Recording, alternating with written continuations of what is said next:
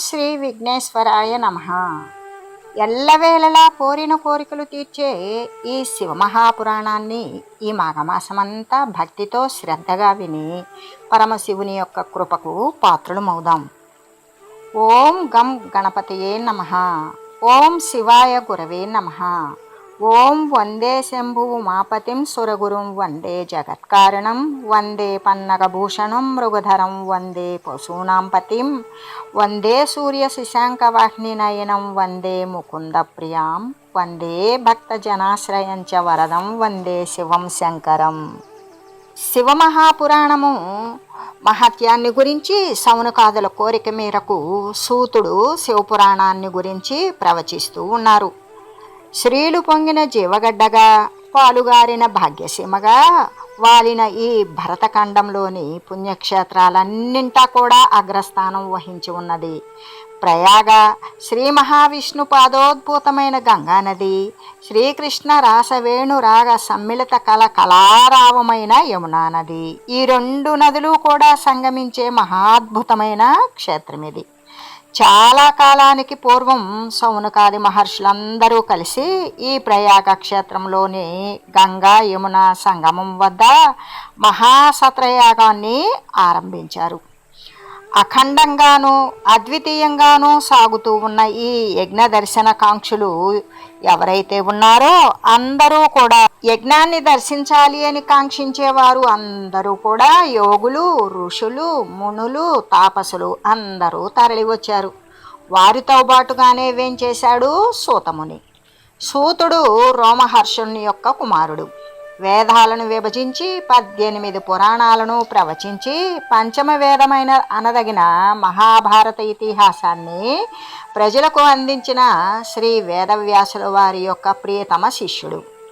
యోగిజన శిరోరత్నమైన శ్రీ సుఖయోగేంద్రులతో కలిసి వ్యాసుల వారి వద్ద పురాణ రహస్యాలు అన్నింటినీ తెలుసుకున్నాడు సూతుడు. ధర్మాలు, శాస్త్రాలు, వేదాలు, వాదాలు అన్నీ క్షుణ్ణంగా నేర్చుకున్నాడు. ఆయనకు తెలియనిదంటూ ఏమీ ఉండేది కాదు. ఆయన చెప్పలేని పురాణగాథ, విప్పలేని ధర్మ సందేహం ప్రపంచంలోనే లేవు. అడిగిన వారందరికీ తన అపూర్వ కథన విధానంతో ఆయా పురాణాలను వినిపించడం, వారిని ధన్యులను చేయడం, తాను చరితార్థుడనయ్యాను అనుకోవడం ఇదే ఆయనకు లోకం. అటువంటి సూత మహర్షి ప్రయాగలో జరుగుతున్న యాగానికి రావడంతో ఋషులంతా ఆనందపడ్డారు. అర్ఘ్యము పాద్యము ఇచ్చి సత్కరించారు. ఆ తర్వాత ఆయనను పరివేష్టించి చుట్టూ కూర్చున్న వారే ఆయనతో ఈ విధంగా అంటూ ఉన్నారు. హే సర్వపురాణ కథక జననేత సూత, నీ రాకతో మా యాగానికి మాకు కూడా క్రొత్త వెలుగు వచ్చినట్లుగా ఉన్నది. గతంలో నీ నుండి ఎన్నో కథలు గాథలు కూడా విని ఉన్నాము. అయినా మాకు తృప్తి లేదు. నీ దర్శనం లభించినప్పుడల్లా నిన్ను ఏదో ఒకటి అడగడం, నీ ద్వారా విని ధన్యులం కావడం జరుగుతూనే ఉంటుంది. అందుచేత ఇప్పటి మన సంగమం కూడా వృధా పోకుండా ఉండేందుకు గాను మా యందు దయగలవాడవై ఏదైనా ఒక మహత్తరమైన పురాణాన్ని వినిపించండి. మీదు మిక్కిలి కలి ప్రభావమగ్నులు, పాపకార్యాచరణగ్నులు అయిన మానవుల యొక్క సర్వయాతనలను కూడా భగ్నం చేసేది, పుణ్యాన్ని ప్రసాదించేది, మాకు తృప్తిని కలిగించేది అయిన సద్విషయాన్ని వినిపించండి అని కోరారు. శుభం క్షేత్రమా ప్రయాగ, తీర్థమా గంగా యమునుల సంగమం, సమయమా సవనవేళ, సందర్భమా శివేచ్ఛ. ఇంత మంచి సమ్మేళనంలో సాధారణ గాథలెందుకు? దేనిని స్మరించినంత మాత్రం చేత జన్మ జన్మాంతర పాపాలు కూడా నిప్పుల్లో పడ్డ ప్రతిపోగుల్లా కాలిపోతాయో, ఏది తెలుసుకున్నంత మాత్రాన జీవకోటిని కప్పివేసిన అజ్ఞానం కుదుళ్ళుతో సహా పెకలించుకుపోతుందో అటువంటి శివమహాపురాణాన్ని చెబుతాను వినండి. సాక్షాత్తు శివుని చేతనే 12 సంహితలుగా చెప్పబడిన ఈ శివమహాపురాణం యావత్తూ కూడా బ్రహ్మకు అనుగ్రహించబడింది. ఆయన దానిని తన మానసపుత్రులైన నారద మహర్షికి ప్రసాదించారు. నారదులు సనత్కుమారులు అందజేశారు. ఆ సనత్కుమారులు మా గురువు గారైన వ్యాసుల వారికి ఉపదేశించారు. అంతటితో శివజ్ఞానాన్ని పొందిన ఆయన 1,00,000 శ్లోకాల విస్తారమైన ఒక శివపురాణాన్ని 24,000 శ్లోకాలకు కుదించారు. 12 సంహితల శివపురాణాన్ని కూడా విద్యేశ్వర, రుద్ర, శతరుద్ర, కోటిరుద్ర, ఉమా, కైలాస, వాయవీయ అనే 7 సంహితలుగా మలిచారు. ఆయన అలా రచించిన ఆ అద్భుత మహాపురాణాన్ని వారి కుమారుడు సర్వజన వంద్యుడు అయిన శ్రీ సుఖయోగీంద్రులకు నాకు కలిపి బోధించారు. అయ్యా, ఆ విధంగా గురుముఖత నేను నేర్చుకున్నటువంటి ఈ శివమహాపురాణాన్ని శివేచ్ఛాపరంగా యథాశక్తి నేను మీకు తెలియజేస్తాను, శ్రద్ధగా వినండి అని శ్రీ శివమహాపురాణ మహాత్మ్యాన్ని గురించి చెప్తూ ఉన్నారు. మీరు విన్నటువంటి ఎన్నో గాథల కన్నా విభిన్నమైనది, నిర్ద్వంద్వమైనది, గొప్ప మహిమాన్వితమైనది ఈ పురాణం. ఓ పురాణ విషయపు జిజ్ఞాసులారా, పుణ్యాత్ములారా, సర్వోపనిషత్సార చషకము, సకలౌఘ విభంజకము, అసమాన పుణ్యప్రదాయకము, ఆరోగ్య మహా ఐశ్వర్య విద్య భోగ భాగ్యకారకము, ఆద్యంత మంగళప్రదము, ఆపాత మధురము అయిన ఈ శివపురాణాన్ని మించి చెప్పుకోదగినది, వినదగినది కానీ తెలుసుకోదగినది కానీ మరొకటి లేనే లేదు. ఈ పురాణంలోని ఒక్కొక్క గాథను కానీ అందులో సగాన్ని కానీ నిత్యము భక్తి ప్రపత్తులతో ఎవరైతే వింటారో వారు తప్పనిసరిగా జీవన్ముక్తులే అవుతారు.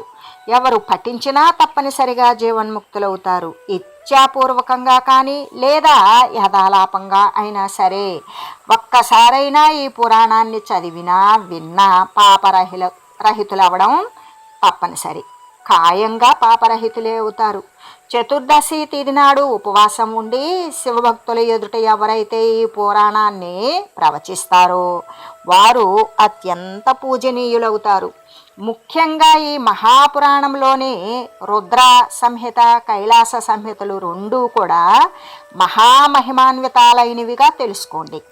ఎవరైతే సమాహిత మనస్కులై రుద్ర సంహితను పఠిస్తారో వారు బ్రహ్మజ్ఞులైనా సరే 3 రోజుల్లో సర్వ పాపాల నుండి కూడా విముక్తులవుతారు.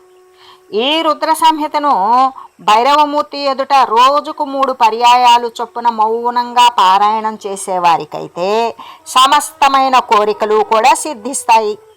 మర్రి చెట్టుకు కానీ మారేడు చెట్టుకు కానీ ప్రదక్షిణం చేస్తూ రుద్ర సంహితను పఠించినా విన్నా కూడా బ్రహ్మహత్య మొదలైనటువంటి పాపాల నుండి కూడా బయటపడతారు. రుద్ర సంహిత కన్నా శ్రేష్టమైనది కైలాస సంహిత. దీని మహిమ పూర్తిగా తెలిసినవాడు ఒక్క శివుడు మాత్రమే. ఆ పరమేశ్వరునికి కైలాస సంహిత మహాత్మ్యం పూర్తిగా తెలుసును. బ్రహ్మకు, నారదులకు, సనత్కుమారులకు, మా గురువుగారైన వ్యాసుల వారికి కూడా సగం మాత్రమే తెలుసు. 1/4 భాగం మాత్రమే నాకు తెలిసి ఉంటుంది అని భావించుకుంటూ ఉన్నాను నేను. అది కూడా శివేచ్ఛ ప్రాణకోటి సమస్తాన్ని తరింపజేసే పంచాక్షరి మహామంత్రము, దాని ప్రభావము, జపవిధి విధానము, ధర్మము, అర్థము, కామముల చేత త్రివర్గమైనటువంటి ఫలప్రాప్తికి తగు ఉపాయాలు, మోక్ష సిద్ధికి అవసరమైన సమస్త విషయాలు కూడా క్రోడీకరించి చెప్పబడిన ఈ శివపురాణం యొక్క మహాత్మ్యాన్ని విశదీకరించడం ఎవ్వరి వల్ల అయ్యే పని కాదు.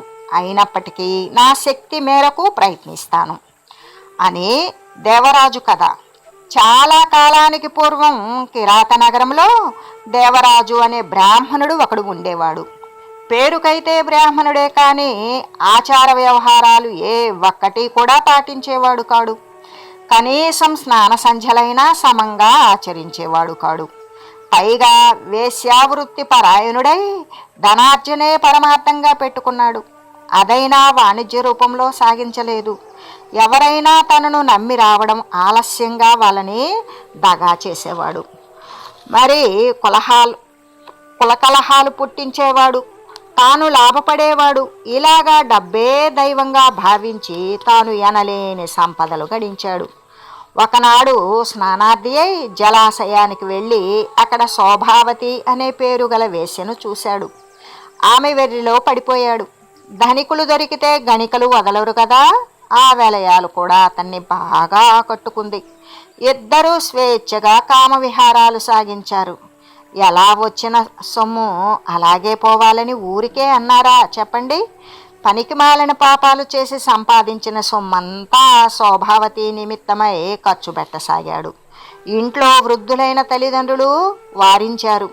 ఆరోగ్యవతి, అనుకూలవతి, అనుభవయోగ్యురాలు, యవనవతి, మరి సవ సవయస్కాయ అయినటువంటి భార్య కూడా వారించింది. అయినా అతడు వినలేదు. ఒక రాత్రికి రాత్రి భార్యను, తల్లిదండ్రులను కూడా హత్య చేశాడు. ఉన్న సంపదంతా మూట కట్టుకున్నాడు. ఆ కులట పంచకే వెళ్ళిపోయాడు. సొమ్ములైపోగానే ఆ సోకులాడి అతనిని తరిమివేసింది. అతడు ప్రతిష్టానపురం చేరాడు. అక్కడ అతనికి జ్వరం వచ్చింది తీవ్రంగా. కాలం కూడా చేరువైపోయింది. ఒక శివాలయంలో విశ్రమించి లేవలేని స్థితిలో అలాగే పడి ఉన్నాడు. ఆ శివాలయంలో రోజు జరిగే శివపురాణ ప్రవచనం వినడం తప్ప మరేమీ పని లేదు ఆ దేవరాజుకి. సరిగ్గా గుళ్ళో శివపురాణం, ఇక్కడ దేవరాజుకు ఆయుర్దాయం రెండూ ఒక్కసారి పూర్తయ్యాయి. తక్షణమే యమదూతలు వచ్చి దేవరాజు యొక్క సూక్ష్మదేహాన్ని యమపురానికి కొనిపోబోయారు. అదే సమయంలో దిగారు శివదూతలు. యమదూతలను వారించారు. దేవరాజును తమతో తీసుకుని వెళ్ళబోయారు. ఆశ్చర్యపడిపోయారు. అంతా కింకరులు దేవరాజు యొక్క పాపాలన్నీ గుక్క తిప్పుకోకుండా అప్పగించారు శివకింకరులకు. ఇంత పాపాత్ముడికి ఈశ్వర సన్నిధానమేమిటి అని అడిగారు. అప్పుడు శివదూతలు, ఎంత పాపాత్ముడైనా ఏమైనా చివరి గడియల్లో కర్మరహితుడై శివపురాణం విన్నాడు. అదే శివ సన్నిధానాన్ని ప్రసాదిస్తుంది అని చెప్పి దేవరాజును తీసుకొని కైలాసం వెళ్ళిపోయారు. యమదూతలు తమ లోకం చేరి ధర్మరాజుకి విషయాన్ని తెలియజేశారు. ధర్ముడు వాళ్ళకి శివపురాణ మహాత్మ్యం వినిపించాడు. శివపురాణం చదివినా విన్నా తెలుసుకున్నా అటువంటి వారి జోలికి వెళ్ళవద్దని దూతలను శాసించాడు. ఓ మహాత్ములారా, ఈ శివపురాణాన్ని విన్నా చదివినా అటువంటి మహత్తు కలుగుతుంది. ఉదాహరణకు మరో కథ కూడా చెబుతాను వినండి. చంచులోపాఖ్యానము. బాష్కలం అని ఒక ఊరున్నది. ఆ ఊర్లో బిందుగుడు అనే బ్రాహ్మణుడు ఉన్నాడు. వాడు పరమనీచుడు. వాడేనన్న మాటేమిటి, ఆ ఊరి తరహాయే అలా ఉండేది. అందరికంటే అఖండమైన పాపాత్ములు వాళ్ళు. వాళ్ళందరిలోకి కూడా ముందుండేవాడు ఈ బిందుగుడు. ఒకనాడు అతను ఒకానొక వేశ్యను చూసి దానిని మరిగాడు. భార్య ముఖం చూడడమే మానివేశాడు. బిందుగుడి భార్య చంచుల. భర్త ప్రవర్తనను ఆమె ఎంతగానో బాధపడింది. కొన్నాళ్ళు ఎదురు చూసింది. కానీ తన వయసు యొక్క తొందరను అణుచుకోలేక తాను కూడా పరపురుష సాంగత్యంలో పడిపోయింది. భార్య జారినిగా మారిన సంగతి బిందుగుడికి తెలిసింది. తక్షణమే ఇంటికి వచ్చి భార్యను కొట్టాడు. ఆమె ఏడుస్తూనే తన బాధను చెప్పింది. నువ్వు సుఖపెడతావని నిన్ను కట్టుకున్నాను. రోగమో రోష్టో అయితే నా కర్మ అనుకునేదాన్ని. ఆరోగ్యంగా ఉండి కూడా నువ్వు వ్యభిచారిణులతో సుఖపడుతూ నన్ను నిర్లక్ష్యం చేస్తే నేనేమైపోవాలి? నువ్వు తిన్నగా ఉంటే నేనిలా ఎందుకు చేస్తాను అని అడిగింది. బిందుగుడు చాలా విశాల హృదయంతో భార్యను అర్థం చేసుకున్నాడు. అందువల్ల, ఓ చంచులా, నేను వ్యభిచరించినదే ఉండలేను. నీవు పురుష సంపర్కం లేకుండా నువ్వు ఉండలేవు. అందువల్ల ఒక ఒప్పందం చేసుకుందాం. నువ్వు జారినిగానే తిరుగు. జారుల దగ్గర డబ్బులు గుంజి అవి నాకు ఇవ్వు. నేను వ్యభిచారం చేసుకుంటాను.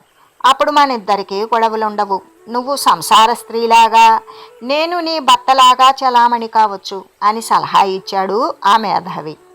చంచుల అందుకు అంగీకరించింది. రోజులు అలా సాగుతూ ఉండగా బిందుగుడు ఒకనాడు హఠాత్తుగా మరణించాడు. చంచుల విధవరాలైపోయింది. అయినా సరే జారత్వం మానలేకపోయింది. కాలవశాన చంచుల గోకర్ణ క్షేత్రం వెళ్ళింది. అక్కడ మహాబలేశ్వరాలయంలో పురాణ శ్రవణం చేసింది. పురాణాలన్నీ విన్న మీదట పాపులు ఎలా నరకానికి పోతారో, ఎలా హింసించబడతారో విన్నది. అది విని ఆమెకు భయం వేసింది. ఆ ప్రవచనం అయిపోయిన తర్వాత ఆ ప్రవచనం చెప్పిన పౌరాణికుణ్ణి కలిసింది. తన కథనంతా చెప్పింది. ఆ పాపానికి పరిహారం చెప్పమన్నది. అప్పుడు ఆమెను శివపురాణ శ్రవణం చేయమన్నాడు. ఆమె అలాగే ఆచరించింది. ఫలితంగా దేహాంతంలో కైలాసం చేరి గౌరీదేవి ఇష్టసకులలో ఒకరిగా మసలసాగింది. చంచుల తన భర్తకై కైలాసవాసాన్ని కల్పించడం. ఒకనాడు చంచుల అమ్మవారిని చేరి స్తోత్రం చేసింది. తన నరజన్మ గురించి చెప్పింది. బిందుగుడి యొక్క విషయాన్ని ప్రశ్నించింది. అమ్మవారు ఆలోచించి, అమ్మాయి, నీ భర్త మరణించి నరకం చేరాడు. అక్కడ అనుభవించవలసినదంతా అనుభవించాడు. ప్రస్తుతం వింధ్య పర్వతం మీద పిశాచమై సంచరిస్తున్నాడు అని చెప్పింది. చంచుల బాధపడింది. తన భర్తకు కూడా ఉత్తమ గతులను అనుగ్రహించమని కోరింది. అమ్మవారు దయాపూర్వకమైన దరహాసం చేసింది. తక్షణమే గంధర్వుడైన తుంబురుణ్ణి రప్పించింది. చంచులతో పాటు వింధ్యాద్రికి వెళ్ళవలసిందిగా ఆజ్ఞాపించింది. అక్కడ బిందుగు నామకమైన ఓ పిశాచం ఉంది. ఆ పిశాచానికి శివపురాణాన్ని వినిపించి శుద్ధుణ్ణి చేసి కైలాసం తీసుకురా అని చెప్పి శివదూతలను తోడిచ్చి పంపించింది అమ్మవారు. వాళ్ళు వింధ్య పర్వతం చేరారు. అక్కడ పిచ్చి గంతులు వేస్తూ వెర్రి మొర్రి చేష్టలు చేస్తూ తిరుగుతూ ఉన్న బిందుగుడు అనే పిశాచాన్ని చూశారు. తుంబురుడు పిశాచాన్ని చారదీశాడు. శివపురాణం వినమన్నాడు. విననుగాక వినను పొమ్మన్నాడు బిందుగుడు. ఇది కాదు పని అనుకున్న తుంబురుడు చంచుల శివదూతల సాయంతో బిందుగుడి యొక్క కాళ్ళు చేతులు కట్టిపడవేశారు. కదలలేక మెదలలేక పడి ఉన్న బిందుగుడి ముందు ఆసీనుడై తన వీణ సవరించి అతిలోక మనోహరంగా శివపురాణాన్ని గానం చేయసాగాడు. ఆ గానానికి ముగ్ధులైన వియచ్చరులంతా కూడా ఆ వింధ్య పర్వతానికి దిగి వచ్చారు. శివపురాణాన్ని ఆశాంతం విని ఆ వియచ్చరులందరూ కూడా ధన్యులయ్యారు. తుంబురుడు చేసిన శివపురాణ గానం పూర్తయ్యేసరికి బిందుగుడి పిశాచ రూపం కూడా పోయింది. అతడు కూడా దివ్య పురుషుడుగాను గౌరవర్ణుడుగాను అయ్యాడు. చంచుల భర్తతో సహా కైలాసం చేరి శివపార్వతుల సేవ చేసుకుంటూ ఆనందంగా ఉండసాగింది. అంతటి మహాత్మవంతమైనటువంటి పురాణం ఇది. మనం ఎవరినైనా బాగు చేయదలుచుకుంటే వారిని కట్టి కొట్టి అయినా సరే శివపురాణం వినిపించాలి. వింటే చాలు, వాళ్ళు శుద్ధులైపోతారు. అపురూపము, ఆనందదాయకము, మరి పాప వినాశకము అయిన అంబికాపతి యొక్క ఆ పరమేశ్వరుని యొక్క అద్భుత పురాణాన్ని వినిపిస్తూ ఉన్నాను. శ్రద్ధగా వినండి సుమా అంటూ ముందుగా పై చెప్పిన స్కాంద పురాణాంతర్గత శివపురాణ మహాత్మ్యాన్ని వినిపించి ఇంకా శివపురాణ ప్రవచనాన్ని ఆరంభిస్తున్నాడు సూతుడు. మునులు బ్రహ్మతో మాట్లాడుట. ఓ సౌనకాదులారా, శ్రద్ధగా వినండి. సృష్టి ప్రారంభంలో ఎన్నో కల్పాలు గడిచిపోయాయి. ప్రస్తుతం మనం ఉన్న కల్పం పేరు శ్వేతవరాహ కల్పం. ఈ శ్వేతవరాహ కల్పం యొక్క ఆరంభంలో 6 గొప్ప గొప్ప గోత్రాలకు చెందిన 6 మునులు ప్రోగుపడి ఇదే ప్రయాగలో కూర్చున్నవారై పరబ్రహ్మము ఎవరా అని తర్కించుకుంటున్నారు. ఎన్నాళ్ళు గడిచినా వాళ్ళ తర్కం తెమలలేదు. సరాసరి సృష్టికర్త అయిన బ్రహ్మను కలిశారు. అందరినీ సృష్టించిన వాడివి నువ్వే, కాబట్టి మాకెవరికీ తెలియని విషయాలు నీకు ప్రత్యక్షంగా తెలిసి ఉంటాయని నమ్ముతున్నాము. కాబట్టి చతుర్ముఖ, మా సందేహాన్ని తీర్చు. పరబ్రహ్మ పరమపురుషుడు అని పిలువబడుతూ ఉన్నవాడు, చెప్పబడుతూ ఉన్నవాడు ఎవరు? నువ్వు తప్ప మా సందేహం తీర్చగలవారు ఎవరూ లేరు, మాకు తోచడం లేదు అని ప్రాధేయపడ్డారు. అప్పుడు వారి మధ్య సంభాషణ ఇలా సాగింది. మునులు అంటున్నారు, హే దాత, పరుడని చెప్పబడే పరముడు ఎవరు అని. బ్రహ్మదేవుడు అంటున్నాడు, రుద్రుడు, ఆయన సదాశివుడే. అప్పుడు మునులు అన్నారు, ఆ శివతత్వం ఎలా తెలుస్తుంది అని అడిగారు. బ్రహ్మదేవుడు, శివానుగ్రహం వల్లనే తెలుస్తుంది. ఆయన యొక్క అసాధారణమైన అనుగ్రహం వల్ల శివభక్తి ఏర్పడుతుంది. భక్తి వల్ల క్రమక్రమంగా సంపూర్ణమైన అనుగ్రహ గ్రహం సిద్ధిస్తుంది. ఇక దానివల్ల సాధ్యము, సాధన, సాధకము అనే జ్ఞానం కూడా సమకూరుతోంది. దాని ద్వారా శివతత్వం తెలుసుకోవాలి అని చెప్పాడు బ్రహ్మదేవుడు. సాధ్యాలలో ముఖ్యమైనది ఏది? సాధనం అంటే ఎటువంటిది? సాధకుడు అంటే ఎవరు అని అడిగారు మునులు. బ్రహ్మదేవుడు అంటున్నాడు, సాధ్యాలన్నింటిలోనూ అత్యంత ప్రధానమైనది శివపద ప్రాప్తి ఒక్కటే. అందుకు సాధనం శివారాధన చేయడం మాత్రమేనని తెలుసుకోవాలి. శివానుగ్రహం వల్ల ఏర్పడిన శమము దమము మొదలైన సంపదలు కలిగిన వాడే సాధకుడు అని చెప్పబడుతున్నాడు. కాబట్టి వేదాలలో చెప్పబడినట్లుగాను, తన కుల ఆచార వ్యవహారాల రీత్యాను, తన ఆశ్రమ ధర్మ నిర్ణయాలకు అనుగుణంగాను కర్మాచరణ గావిస్తూ ఆ సర్వకర్మల ఫలాలను కూడా శివార్పణం చేస్తూ ఉండే సాధకుడు జన్మాంతరాన శివావాసమైనటువంటి కైలాస పదమందు అందుకుంటాడు అనడంలో సందేహం లేదు. ఏక సాధన దీనిని గురించి వినడమే. కీర్తనం చేయడం, మననం చేయడం అనేవి 3 చాలా ముఖ్యమైనవి. ఆ 3 గురించి కూడా మరింత విపులంగా తెలియజేయి అని మునులు అడగ్గా అప్పుడు బ్రహ్మదేవుడు అంటున్నాడు, వినండి. పరమేశ్వరుని లీలా విలాసాలను మనసారా వినడమే శ్రవణం. మనం మన కంటితోనే లోకాన్ని పరిశీలిస్తాం. అలా కంటికి తోచని వాటిని గురించి వినాలని కుతూహలపడతాం. అటువంటప్పుడు కేవలం కంటికే కాదు, వాక్కులకు మనస్సుకి కూడా గోచరం కానీ ఆ పరమేశ్వరుడు గురించి వినాలి అని ఇంకెంత తపనగా ఉంటుంది. అదిగో అలా తప్పించి ఆ సర్వేశ్వరుడు గురించి గురుముఖత వినాలి. అది నాంది. అటుపై ఎక్కడ శివనామం వినబడినా, శివపరమైన విషయం చెవిసోకినా తొలగిపోకుండా యువతుల సోయగాల గురించి యువకులు ఎంత తన్మయంగా వింటారో అలా వినాలి శ్రద్ధగా. అది శ్రవణం. ఆ తరువాతది కీర్తనం. అంటే అది అధిదైవతమైన ఈ పరమేశ్వరుని దుష్ట శిక్షణ, శిష్ట రక్షణాది గాథలను, లీలలను నిత్యం కీర్తించుతూ ఉండాలి. వాటినే గానం చేస్తూ ఉండాలి. అది కీర్తనం. కేవలము మనోగతమైన ఆ కైవల్యదాయకుని భావించడం, అర్చించడం అనేవే మననం. ఈ 3ంటికి మూలం సద్జన సాంగత్యం. అనునిత్యము కూడా వృద్ధులు, జ్ఞానులు, సద్బుద్ధి కలవారు అయిన వారితో సంచరించడం వలన, వారితోడే కూడా ఉండి ఫలానా 4 మంచి ముక్కలు వినడం జరుగుతుంది. అందువలన వారితోనే కూడా ఉండడం వలన 4 మంచి ముక్కలు వినడం జరుగుతుంది. అలా ఆరంభమవుతుంది. శివపరమైనటువంటి శ్రవణం వింటున్న కొద్దీ కీర్తనానికి పునాది దృఢతరమవుతుంది. కీర్తనం పరిపక్వ స్థితికి చేరుకున్న కొద్దీ మననానికి బీజం పడుతుంది. మనస్సు మననోన్ముఖం కావడం సిద్ధిస్తాయి. అందుచేత శ్రవణము, కీర్తనము, మననము అనబడే ఈ 3 కూడా క్రమంగా ఒకదానికన్నా ఒకటి ఉత్కృష్టమైనవిగా తెలుసుకోవాలి. ఓం మంగళం భగవన్ శంభో, మంగళం వృషభధ్వజ, మంగళం పార్వతీనాథ, మంగళం భక్తవత్సల. శివమహాపురాణం విన్నటువంటివి భక్తులందరికీ కూడా ధన్యవాదాలు.